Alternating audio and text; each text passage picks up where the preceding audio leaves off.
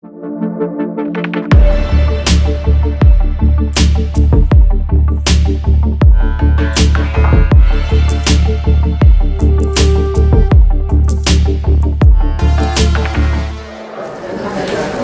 Marcan completed studies in pathology and microbiology at the Institute of Technology in Sydney. Enjoy. And after a family crisis, Merlina became aware of the spiritual dimension. In 2009, Merlina began to photo orbs and had a paranormal experience. This deepened her research into the world of orbs. She received guidance from non-physical beings, which was a major experience for Merlina, and she is the author and world expert in the orb phenomenon. So we're really going to have this whole thing demystified, and we can work out a little bit more what's happening in our photos and this mystery. And Merlina is very passionate about what she does, and she really is a world expert in this field, in this niche world. So please make welcome the truth seeker, Merlina Marcan.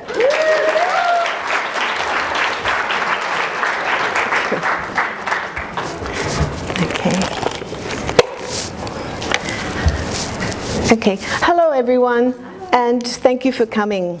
Today I'm going to go straight into our topic because we have a limited time span and there is just so much to cover, you will see today.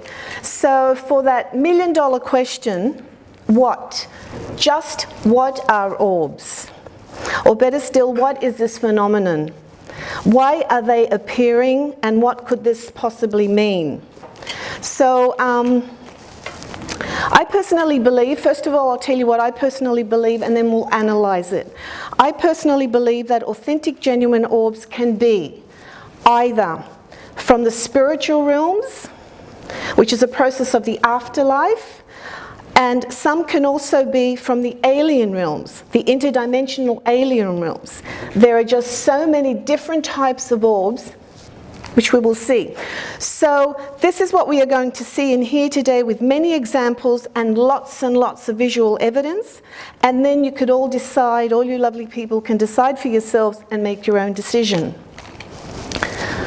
Oh, just getting used to this. Okay, so there is a universal trend and it's happening all around the world for orbs to want to appear in photographs. Especially the bright orbs will appear when there is a happy environment, a friendly and family and friendly get-togethers, musical stage performances, conferences, and even in meditative healing sessions, or when we simply just ask them to come. And we have one lady here which we did that not long ago. And when we get photos such as these, people start asking questions. But up until now, they are unanswered questions. So orbs often appear near and around the areas of our heads. And could they be communicating with us in our subconscious mind?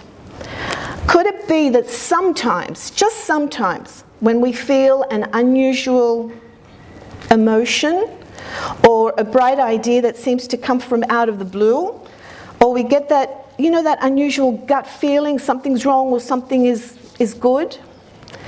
Could it be that it's an orb hovering above us but we just can't see it? And could it be influencing and interacting with our thoughts and our feelings at that particular moment? So just notice, I would like you to notice how they love to hover around the areas of our heads. And I also want you to notice that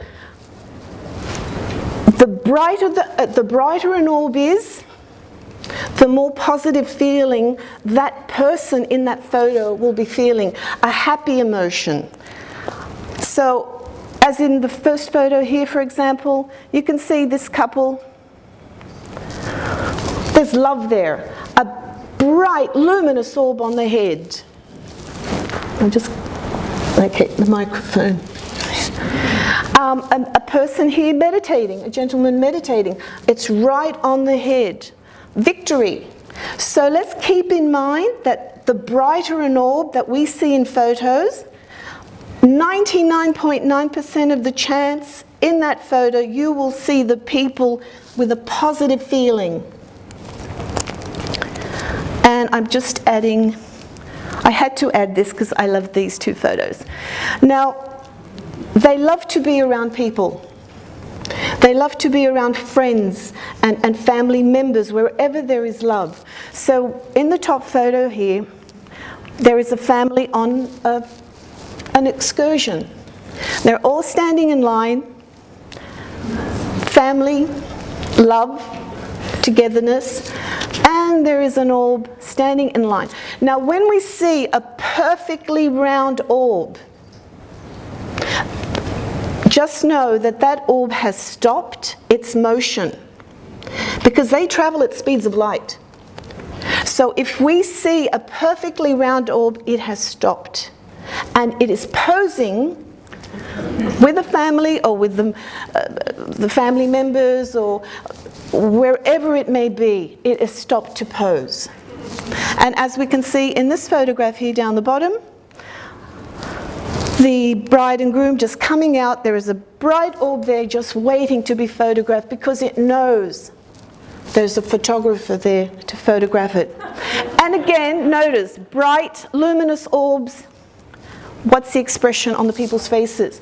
Positive energy, happy, love, meditative, relaxing, or whatever positive emotion they have. It's connected to bright orbs around us. So, I'll say it again, as a general rule, orbs tend to be more vivid and more bright when we are in a joyful, happy, playful, content, or a peaceful and relaxed state of mind. And these are all positive human energies. Okay? So there is a connection, and I don't believe dust can do that, as skeptics do call them. Now, I just want to, some of the characteristics of orbs that can be seen around the world. They can come in different sizes. I've just added a few. There is a gentleman there, and it's no bigger than his nose, but that is a bright orb, luminous orb. His expression, of course, is love, happiness, and the bottom gentleman here, praying in church above his head, bright, luminous orb, and look at the size of this orb. People, happy, content. Now they also have the ability to camouflage and change their colors at will, and I call this the aura change. And depending on their missions and their transitions of traveling through different light and atmospheric conditions, they have these aura changes for their cosmic protection. And that shouldn't surprise us because we people have aura changes as well. I'm sure a lot of you have heard of Kirlian Photography, where depending on the state of mind that we are in at that moment, it's captured on the Kirlian aura camera. So I'm sure a lot of you have heard of the Kirlian camera. Okay, so they just don't come at happy times.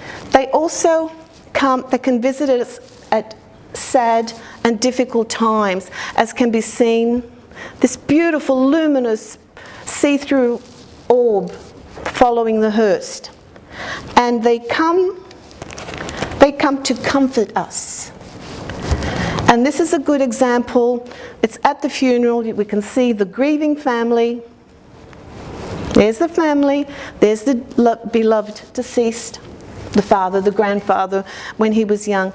And look at this luminous, bright, it's in between the family. It's posing, it's perfectly round. It's saying, hey, I want to be in the photo as well. And it's just above the grieving widow's head, in front of the relative. So perhaps it's giving subconscious messages that everything will be okay.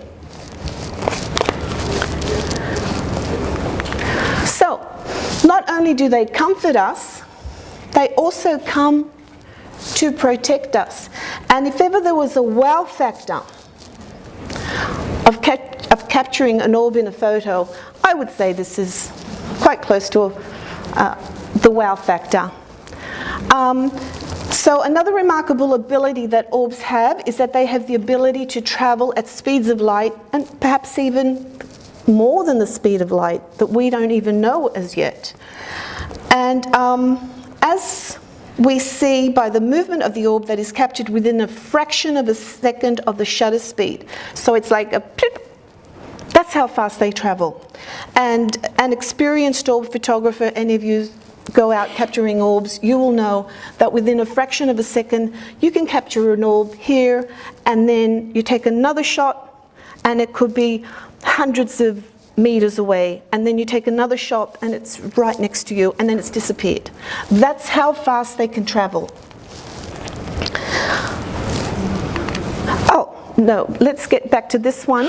The lady that sent this one, she actually wrote, "My daughter took this photo on a night hike a few years ago. Her boyfriend was on the cliff. You can see the cliff, where he stood on the cliff. And he said, 'I hope I don't fall.' And then she snapped this photo. She said that she saw the light shoot in front of her as she took the pic, and it wrapped around his arm." So this is what I call celestial intervention.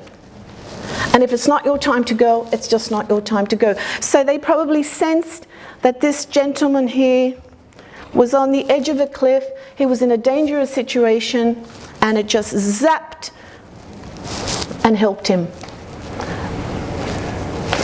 And dust cannot do that. And here, this little girl climbing up the railings in a dangerous situation. She's next to a glass fish tank, and in a dangerous situation, you get this beautiful lucent orb protecting her. All right, so we know that they travel at speeds of light. And here is another orb traveling at speeds of light. It's a bright, very bright light, luminous. What is the expression on the woman? We said it's connection. What is the expression on the woman's face? Happiness, contentment. Now this was captured in 1920s in film photography. Now this 1920s photograph contains what some believe to be a true orb. What is interesting is this was captured on film, and is uncommon to capture orbs in film photography. Uncommon, but not impossible.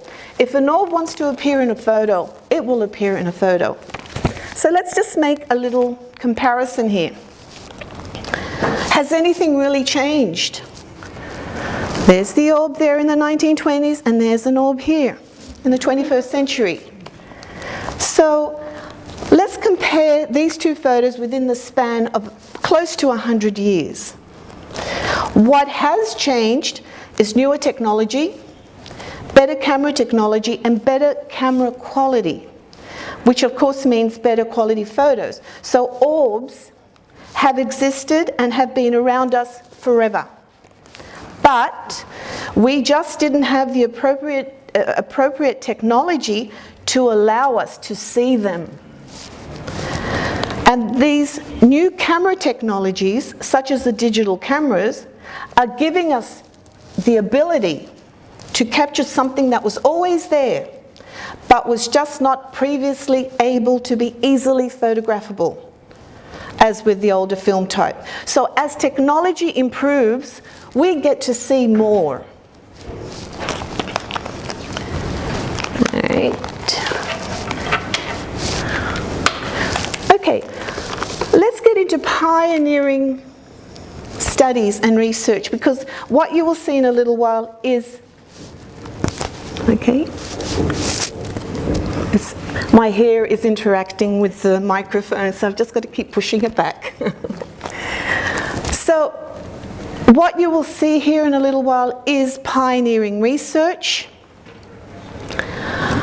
And the quest for knowledge in pioneering studies states that if an object cannot be seen with the naked eye, such as the orbs, but is believed to exist in a state outside of our own normal comprehension, then it is a scientific necessity to find a way to photograph it.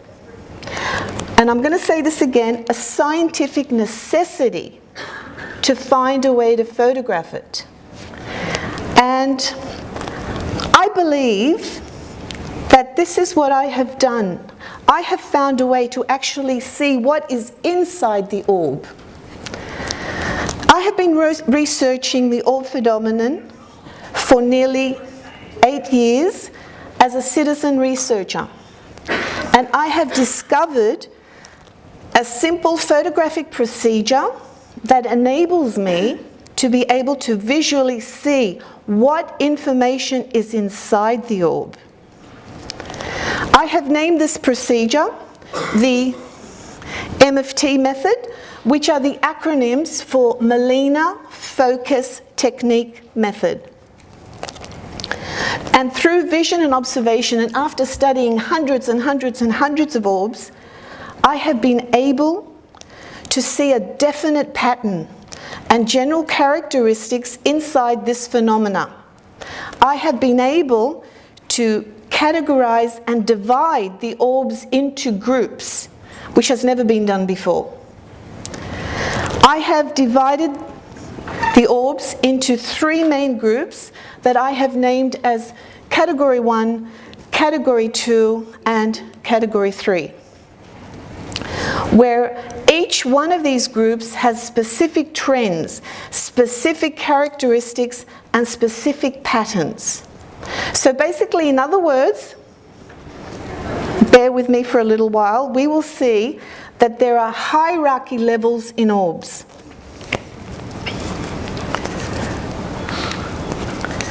All right, I've just added here 3 of the most common types of orbs, the appearance of the most common types of orb that appear in the photographs and the photos of people worldwide. And I have been able to categorize them into Category 1, Category 2, and Category 3. Now, on first sight, you can see the difference. But before we analyze this, I've heard people say that an orb is a spirit. No, an orb is not a spirit. An orb, these round structures that we see, this round structure here, for example, the structure that can change its size, it can change its shape, its color, its speed and direction in the blink of an eye, is a capsule. In other words, an orb is a vessel, call it an enclosure, maybe we can call it a cosmic rocket. And these cosmic rockets or these cosmic chambers are made from light energies, from other galaxies, from other star systems, from other frequencies. And these cosmic structures carry so much information inside them. And as I said before, orbs have specific hierarchy levels. So if we can understand the hierarchy level of these structures, then we will be able to understand what type or what rank of a sentient being, or what rank of sentient beings use each type of orb. So, here we go. Category 1. Category 1 are they're the wow factors. If you capture a Category 1 in your photos, you'll know it's bright, it's luminous. They're of colors of golds and yellows and whites and silvery blues, luminous blues. But one distinct feature that a Category 1 has that the others do not have, they have a outer membrane ring, and I call it the protective aura ring.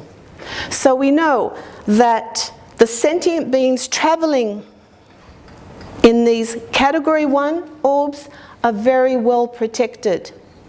They have the aura of protection.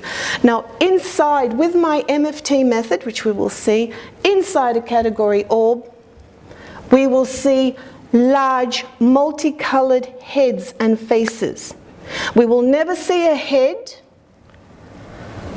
Just bear in mind with me, because I know a lot of people are hearing this for the very first time, but when you see the images, you will understand exactly where I'm coming from, and you will understand this. Inside a category 1, large heads, you'll never see a body, because the body it's like camouflaged or hidden by a white cloudy substance, which I call it a white protective blanket. So it's just a head and these white clouds of protection. Category 2, category 1, I believe, are the alien orbs, which we will see. Category 2, the mid-astral, these are the spiritual orbs. It's a process of the afterlife, or perhaps where our souls can travel within. Now, as you can see, they're not the wow factor in a photograph. They're of darker colors, of browns and grays. They're often very textured. And one thing that's missing is the outer protective ring.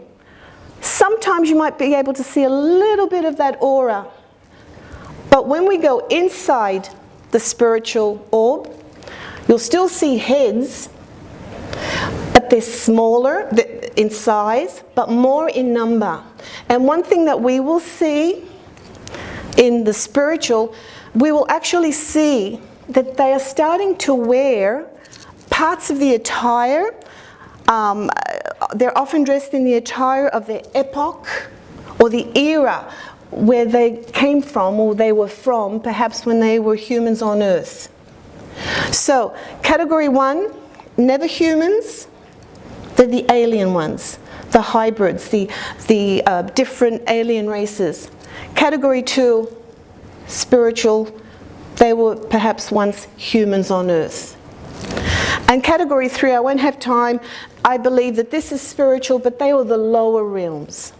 We won't have time to talk, but I just put them together so you could see, optically there's a difference. So for those people who still don't believe that orbs truly exist, or orbs are a real phenomenon, or they still believe that orbs are dust, we have NASA. We have the Space Shuttle Program Manager, Wayne Harley. He actually went on national television and said, yeah, orbs do exist. They are a phenomenon. They probably are, orbs are UFOs. So NASA knows that their existence, they know that they are UFOs. But everything's hush-hush.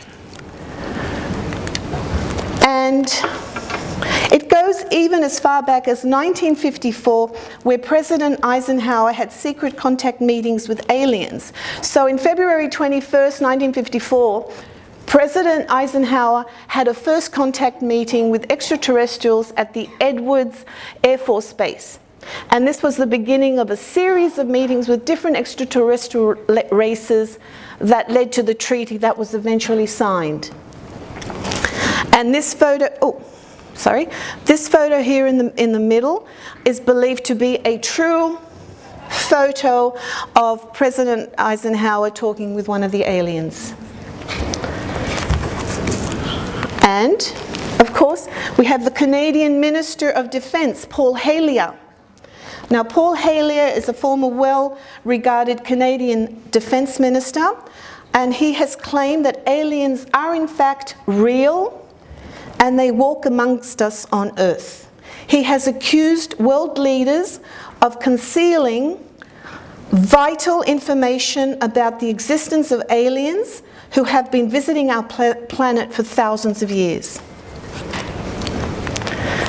And we have Sergeant Clifford Stone of the US Army, who explains that 57 alien varieties had been catalogued. We're talking officially catalogued by governments by 1989.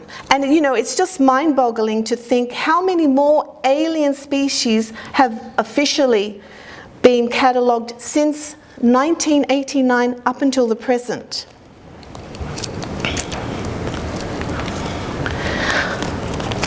And I'm just, did I miss something here?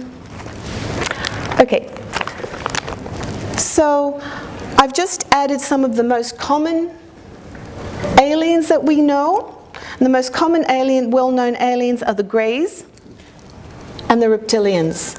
So the grey aliens are the most famous for the Roswell UFO incident in 1947, which was the alien crash. I'm sure a lot of you know about that, or you can research it on Google it.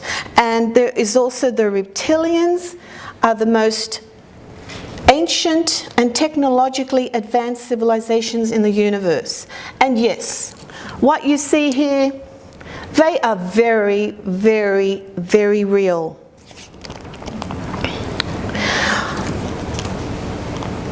Just a few more officially catalogued races. We have the Zeta Reticulan, and this race looks similar to the grey aliens, but they're two different races, and they have two different agendas.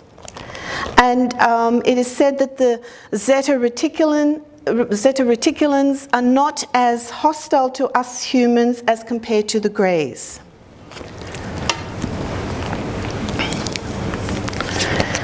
But not all alien civilizations are hostile.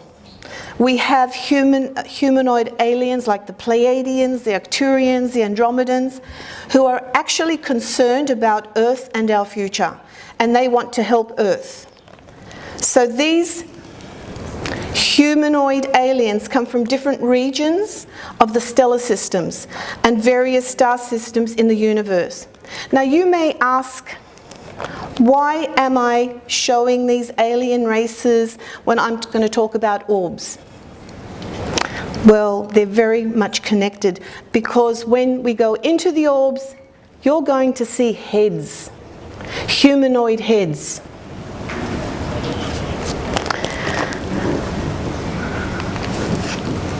And we also have here, we have Charles Hall. Charles Hall, he has a master in nuclear physics and a former observer of the United States Air Force. Charles claims that he has had communications with the tall whites, which is another alien species, alien race. They are very real, he says. They are very complex and very much part of the community living at the Nellis Air Force Base, which is a highly secretive 5,000 square mile no-fly zone. It's top secret. It's a military compound in the southern and central Nevada desert. And this here photo of this beautiful female is said to be a real photo of a tall white. So whether we call them short greys, tall whites, Pleiadians, Arcturians, Andromedans, there are so many species, alien races, and they are real. They are here amongst us. All right, now this is the fun part now. I'm quickly going to go into this, and then we're going to go into my research. A quick revision here. I've just added category 1, category 2, so we can refresh our memories of what I said. Category 1, they're the alien orbs. They're bright, they're luminous, and they have the thick aura ring of protection around them. When we go into them now, this is the fun part, we're going to see large heads, no bodies, just large heads covered in the white cloudy substance, which I believe is for protection. Category 2, just to refresh, They're not a wow factor, they're darker greys and browns and in colors. They tend around them, and these are the spiritual orbs. Inside, lots of heads, not as big as the alien orbs, lots of them, and we start to see in the spiritual orbs lots of apparel, maybe hats or whatever type of clothing that they had at that era. Right. Fun part. Here's a photograph. We'll call it example orb A. There are two bright orbs there. I've actually zoomed into the lighter colored one. We could see, when I zoomed in, it's a wow factor, and we can see the aura ring of protection. Correct? Okay. What would you say after, what category would it be, a 1 or a 2? Absolutely. So we know that the category 1, this is probably, okay, it's interfering with that. So we know that these are alien orbs. So when we go into them, we said a large head covered in the white. Yes? This is my research. There is the head coming through. Here it is. It's right in that area there. And the white covering them, that white, pure white, cloudy substance. Now notice the aura ring of protection, there it is. And it is right there. It's the enclosure or the capsule of the orb, protecting the information, because they're not three-dimensional. They're like, these beings, sentient beings, are not like you and me. These are energy light forms. I would call them hologram images, perhaps. They're similar to that. So here it is, the young female sentient. I've got a bit of pictures of it here. Looks like it's wearing some sort of a tiara in the white cloud. And I've added a zoom image of this. Now someone said to me it looks like a painting, like a Monet painting, for example, an impressionistic painting. Yes, and you'll find that a lot of my research and a lot of the orbs that I do look like some type of paintings. But we're talking about light energy forms here. So it won't be a solid object like you and me. All right, here's example orb B. Now, they love to be around heads, we said. Here is a band. And there's actually an orb here on one of the speakers, the singers. But look at this bright orb. There it is. It does have the aura ring of protection. It's a wow factor. It is a category 1. You agree? Yeah. Inside, what did we say? If I did my MFT method on it, we would see large heads. No bodies, just the white cloudy substance. And here it is. There's the head. It's right in the middle. And the white cloudy substance. Now, science is based on predictions. Scientists like to predict the outcome when they do their tests. So when they do a test, they would like to say, oh, well, if we do this, it'll probably end up, that's the final result. Now, we can start to predict what is inside every category of orb.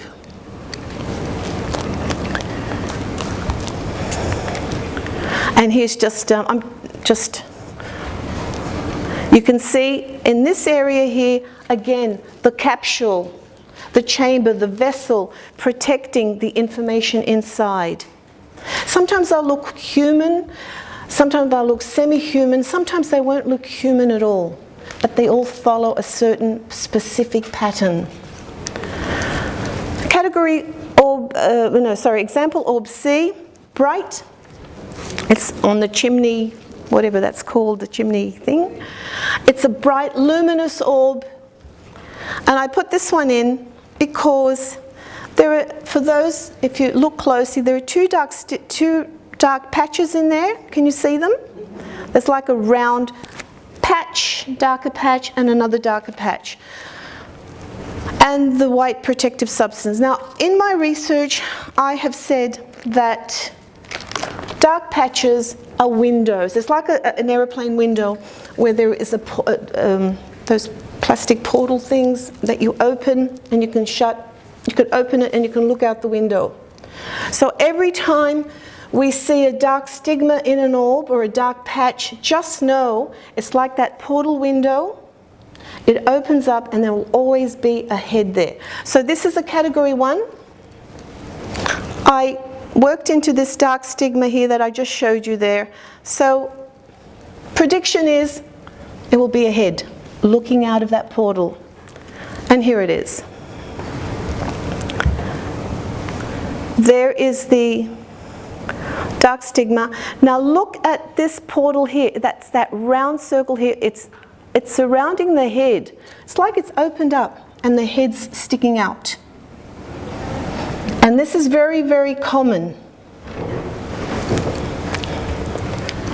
Again, the white cloudy substance for protection.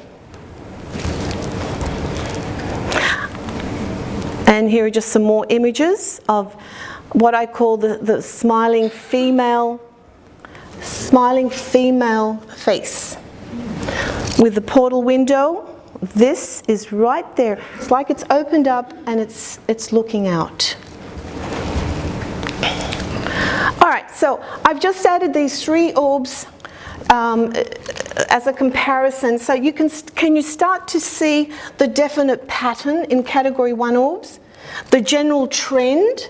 Now this is from 3 different orbs that we just saw, taken by 3 different people from around the world, in different parts of the world at different times. Can you actually see the general trend, the definite patterns and characteristics? So we have the large heads, multicolored heads. Inside the protective aura, the capsule, the chamber, and most of all, the white.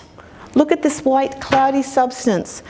White cloudy substance surrounding the heads. So that's very characteristic of category 1's, the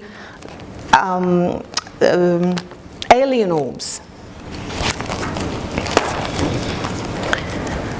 All right, just as a so you can see the difference, I took this photo over my house. And there is an orb up here, just there. I don't know if you can see it. Maybe it's not bright enough. What category? It's not a wow factor anymore, but we can still see it. What category would it be? Yes, which means it's a spiritual orb. And when I went into it, of course there is a dark stigma there, it's here. If I did my MFT method, there would be heads coming out. But I just want to show you part of the clothing when I said that category 2 orbs are the spiritual orbs. That they wear like attire or clothes from a certain particular era or epoch. And their heads are smaller, of course, and more of them. So I did my MFT method on this orb. And just up here there are 2 heads. There is a shorter, I would call a male sentient with what looks like a top hat. I know a lot of people would say, oh, nonsense. It's pareidolia. It can't be pareidolia. Not when something is, if it was a fluke, a once in a blue moon, you'd say, yeah, it could be pareidolia, but not if there is a specific pattern, a specific trend of what is inside orbs. And right next to the gentleman with the top hat is a taller female what I believe is a female sentient, with what looks like a bonnet covering the face.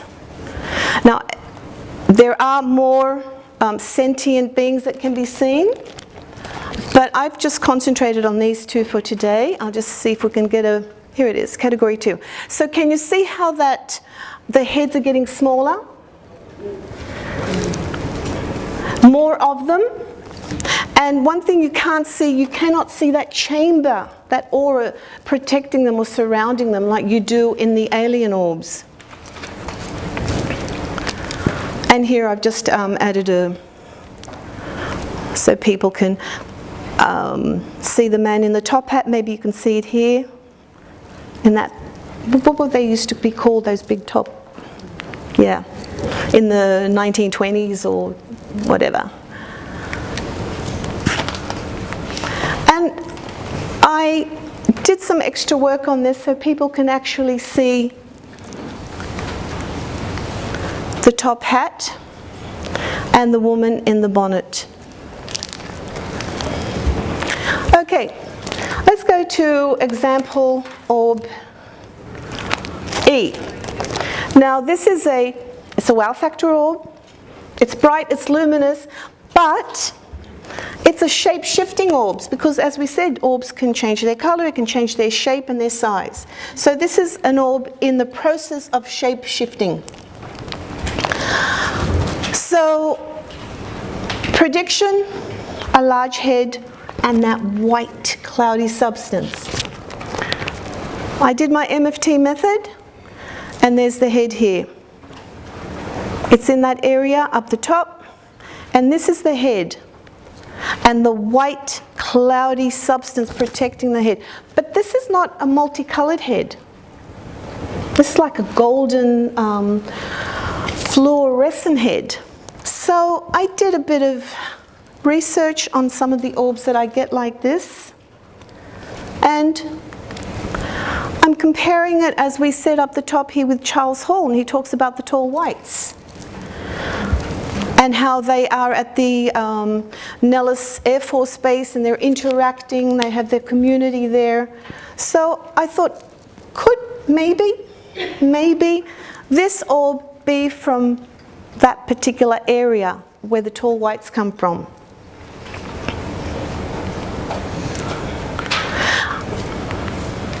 And here is a sentient being. I've just zoomed into it here. And you can see the head. Oh, you can see the head here. Now, I just want to make a little side example here. If we look up in the sky and we see a Qantas, oh, all right, okay. We see a Qantas aeroplane. There, we know it's from Australia. Or we see a Singapore Airlines pattern on it, we know it's from Singapore, correct? I think if we study orbs more externally, we will be able to know what parts of the universe they are from. All right, let's get into this. Example orb G. Category 1, wow factor, there it is right here. Alien orb, large heads. Here it is. That's the head right in that area here using my MFT method. It's elongated. It's got a helmet type skull. It's got large dark eyes. Alien looking. And again, there's that white cloudy substance protecting it. All right. Oh, and here it is. I've just comparing it to what it's similar to. And again, so they travel in our atmosphere. They can see us and they can hear us, but we don't have the ability to hear or see them with our eyes. This is the general external characteristic of the most common orbs. But what happens when we get orbs like this? What happens when we get orbs that sometimes look like a pear, a green pear, or or red and gold bowling balls, or plasmoid, or areas missing from the orb. I mean, look at them. These are real spacecrafts, and we are capturing them in our photos. They are real alien crafts. And let's just take this as an example. This orb here, let's go into this orb. The gold bowling ball, looking like a gold bowling ball. Here it is. This is the widescreen photo. Now I concentrated, I wanted you to see there is a ribbon, there's a dark stigma here. It looks like a ribbon, a dark ribbon. It's right there. And it has a little white rim around it. I went into it, and of course they're alien orbs. Here is the head, and this white rim is right there. They're the heads. Large eyes, elongated, unusual skulls. And I've just added a little comparison here of what they could look like. And that's what's traveling in that orb. All right, coming to my conclusion, because we're running out of time. Aliens are visiting our Mother Earth in crafts and are capable of traveling distances of many light years away. And they travel quickly and effectively. So these crafts are orbs, or better still, these orbs are crafts. And there's some kind of energy or magnetic fields that can bypass our acceptance, our acceptable knowledge of physics. So my conclusion is that orbs show sign of intelligence, they appear to want to communicate with us, and that there are multitudes of different varieties of orbs. There's just not one. They're coming from different areas of the universe. They're different alien civilizations and different spiritual orbs. And these are just a few examples that I have. I have over 10,000 images of sentient heads and faces in my research files. This one here looks like a helmet. Again, the white, with antennas sticking out, the heads, the white, cloudy substance, the shiny helmet up here with the white substance.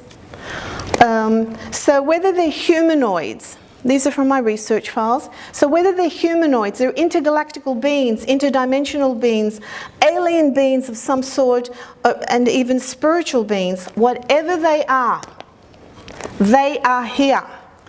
And they are around us. They are watching us and they are observing us. And I just want to make a little comment here that using my MFT method, I don't Photoshop anything. I've actually had people say that, oh, what Photoshop do you? Don't. I don't even know how to use it or what Photoshop is. That all I know is it can change photos. So I do not tamper with the photos. I do not manipulate any of the photos that I capture. These are real images. And if I showed a 10-year-old how to do it, if I showed you how I do it, you'd all be going out capturing orbs and doing the procedure and seeing what is inside orbs. So it's time that mainstream science. Oh, here's just a few more heads. As you can see, the heads and how they're protected by the white cloudy substance. Very characteristic. So I just want to say for my final conclusion, it's time that mainstream science took orbs more seriously and official research be done on this phenomena. Where will the orb phenomena research take us? Who knows? And no pun intended, but sky's the limit. Thank you.